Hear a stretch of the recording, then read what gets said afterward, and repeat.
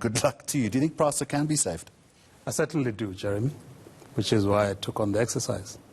The minister, though, says it's a broken organisation, and I quote, struggling to provide an efficient commuter and passenger rail service. How did it find itself in that parlous position? The minister is correct, and also in the statement that I made today, I had also made the same observation. Prasa has been systematically defrauded. There's been a lot of non-performance over a period of time, and it's not something that has happened overnight. It has been a systematic erosion of value, and that's how I put it. And we find ourselves now in a situation where we're close to rock bottom. It's so deep, it's so entrenched, it's going to take you a long time to turn things around, though, isn't it? Certainly. You do not turn an entity that size, 16,000 odd employees, over 12 months. But what you can certainly do over 12 months is to set the basic parameters.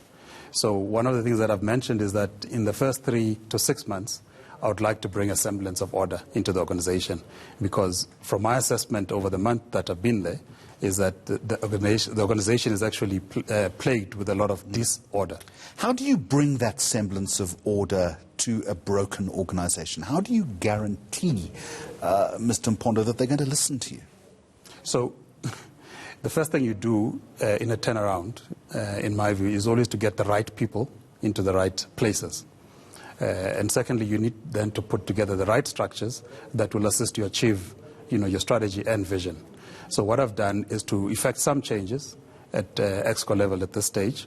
I've also then set up committees, subcommittees of EXCO, where the EXCO members will then be able to interact and work together, because I've also diagnosed that there's been a lot of silo mentality, because then in that case you find that the various departments might be working against each other. If corruption, as you suggest, is so entrenched and so endemic and has been there for such a long time, you might very well put new people in, or the right people, as you say, into the correct positions. How do you know, though, that they're not tainted?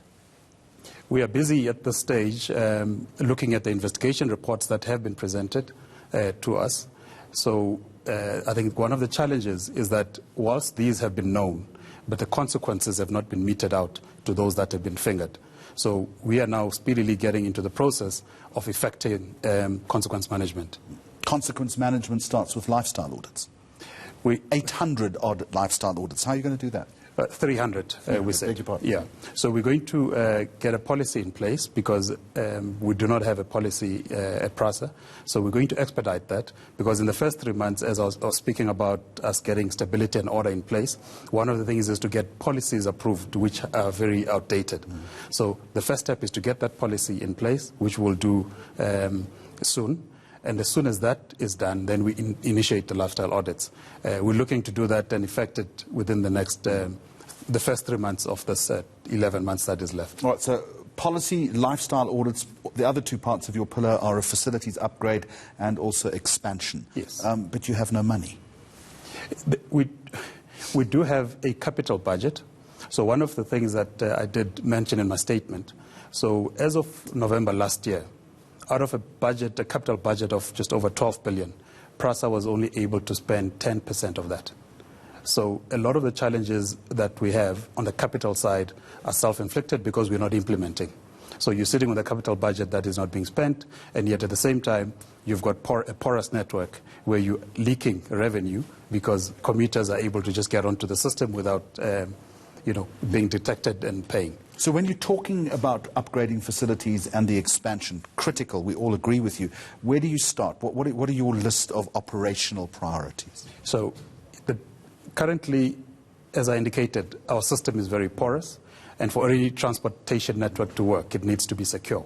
So one of the first things that we're seeking to do is to secure the network. So putting up fencing so that it's not easy to get into a station or a track. Similar to any other transport. So security is one issue. Security is a very important issue. Rolling stock, signalling is also critical. Rolling stock, signalling is under control. We've pretty much completed the signalling project in Gauteng. In the Western Cape, it's only the Central Line. The Northern and Southern lines have been completed. So we just left to the Central Line as well as KZN. So signaling we're not too worried about. But the rolling stock is a problem, and that relates to a lot of the challenges that we've had internally.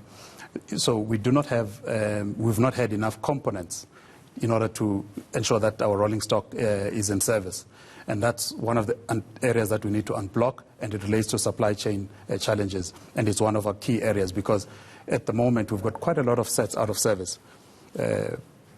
Just a final question. You're not going to be in this job permanently. When will you know when your job is done?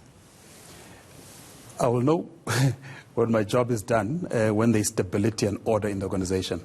There's certainty. How will you know when that's achieved? So we've got commuter surveys that we undertake. So for us, getting the infrastructure in place, ensuring that the rolling stock is serviceable is one thing. But we need to ensure that the service levels are up to the standard that we expect, and we then can be able to know that we're delivering to our commuters a service which is much better than what they've been receiving over the past few months and years. Are you getting any sleep at night? A little bit. Wish you well. Prasa Administrator Bongisizwe Mpondo, thank you very much for joining us.